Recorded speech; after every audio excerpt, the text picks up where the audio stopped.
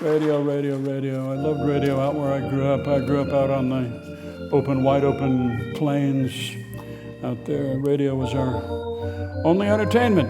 That and Old Maiden authors. We would tune in Maynard Speece on Good Neighbor Time every morning at 5 o'clock. Got the livestock report. Turning to the livestock market, 350 to 375 pounds. Boars, 12.55 to 13 and a quarter. 300 to 350 pounders going 11.75 to 13.15. Canners and cutters, 150 to 175 pounders, 10.35 to 10.75. I had no idea what it meant, but we just liked to listen to it. And then the girls' quartet, the harmonettes came in with Inspiration Time and sang.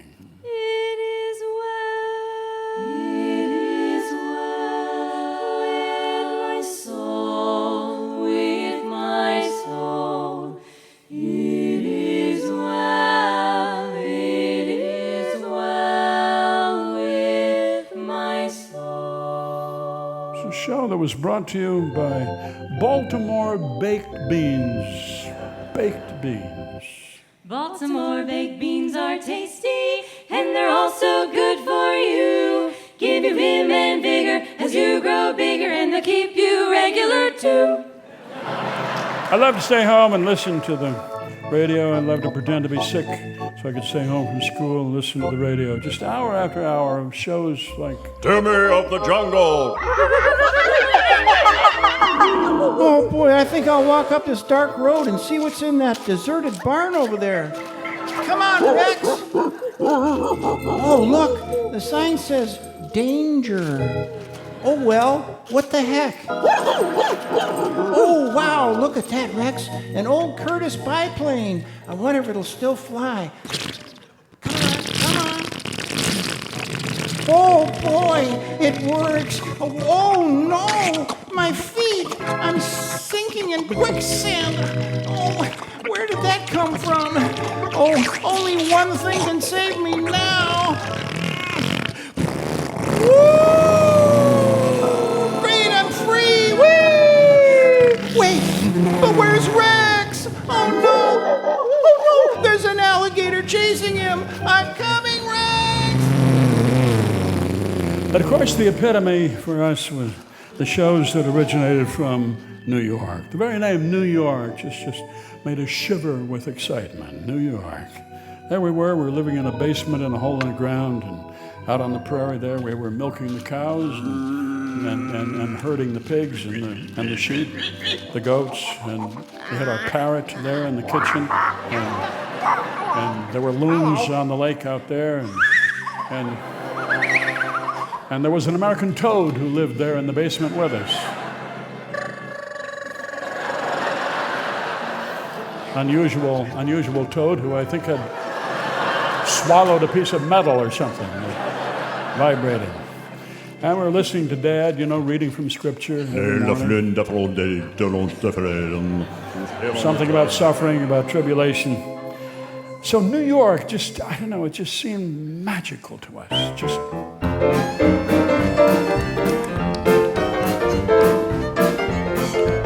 Live from Town Hall on West 43rd Street in New York City, it's time for Where Is It? The game show in which contestants compete for cash prizes by showing their master of geography. And here's your host, the famous columnist for the New York Mirror, Dorothy Kilgallen.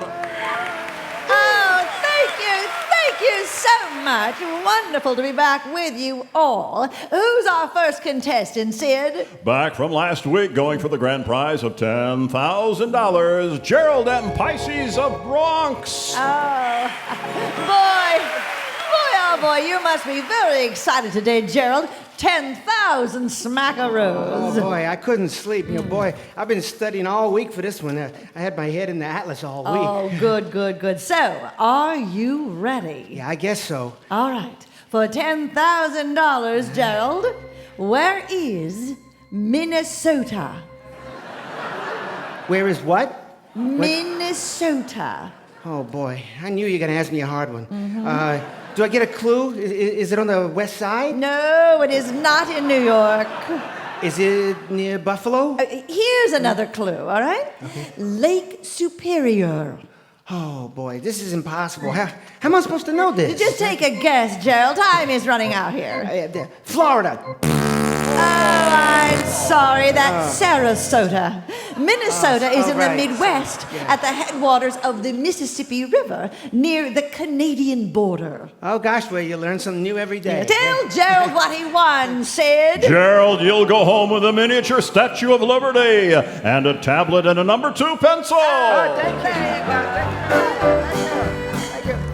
Those New York shows, they were just so much classier than the local shows. New York shows had big stars like Dorothy Kilgallen and Arlene Francis. Our local shows were, I don't know, they were just kind of really low-key.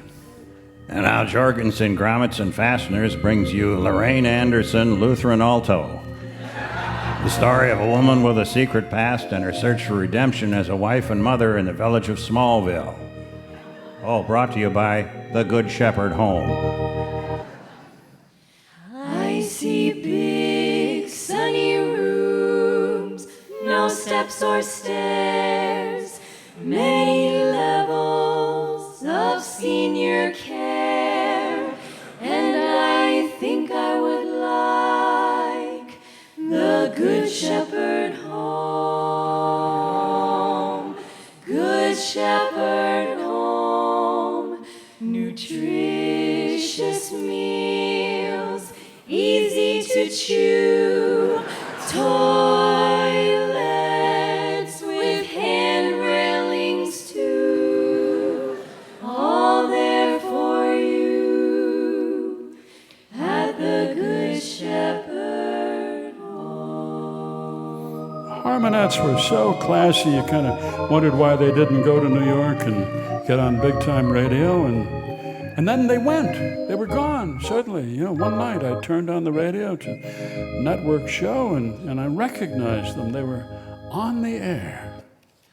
Off we go into the wild blue yonder, climbing high into the sun. Here they come, zooming to meet our thunder. Adam girls, give him a gun.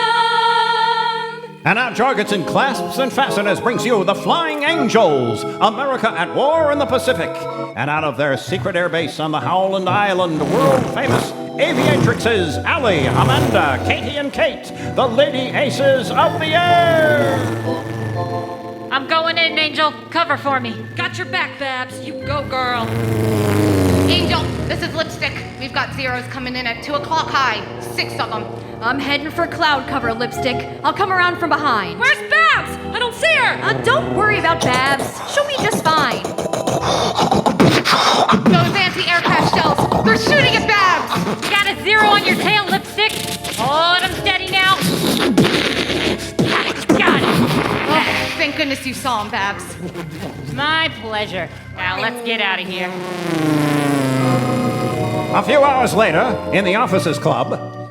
Oh, I never knew they had women flying combat missions before. You ever seen a man try to fly in formation? Huh? Men have no sense of spatial relationships. Yeah, a woman can find her way in and out of cloud banks, day or night, rain or shine. Here's to you, girls. Two old wartime pals, my dears. Two old wartime days when we were young and had no fear. A glass of beer we'll raise. Away up through the clouds we flew. Away up in the air. I'd do it all again, my dear, if I knew you would be there. They starred in that show, Four Angels Year After Year, Sweetheart's a Song, who also could blow enemy planes out of the sky. Harmony and homicide, side by side, kind of a rare combination. And then one day it was all over. They flew away and they never came back.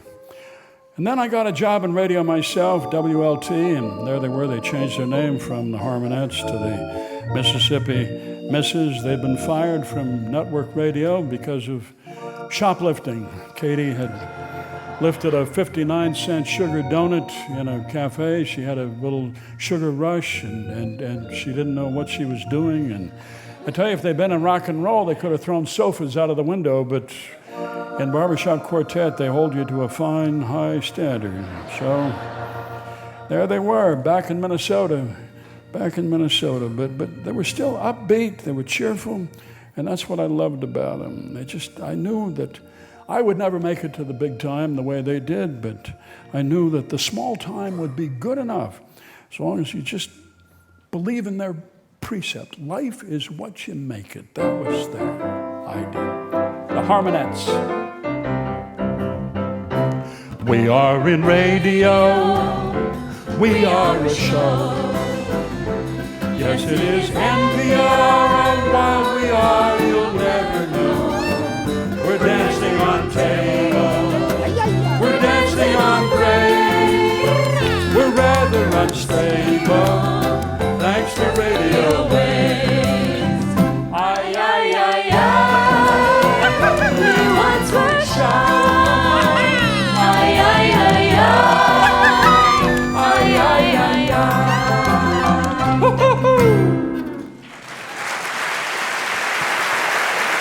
Thank you, GQ.